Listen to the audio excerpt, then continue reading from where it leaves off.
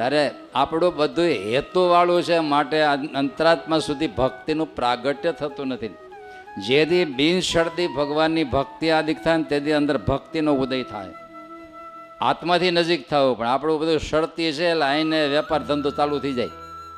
હા, તમે આખું વર્ષ કમાવ, પણ જેટલું કમાવે એટલું સામેથી માલ લઈ લો, ચોપડે પછી વધે કંઈ વાપરી જ નાખો. જેટલું કમાવે એટલું વાપરી નાખે, કમાય એટલું વાપરી નાખે.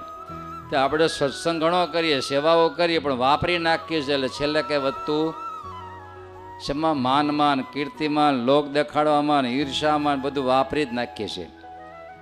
ભલે દુનિયાનો પૈસો વાપરો, દુનિયાના વ્યવહારમાં હવાયું કરો, બધું એમાં આશા રાખો કમાવાની, પણ ભક્તિ કરો એ એકદમ પરિશુદ્ધ ભક્તિ કરો.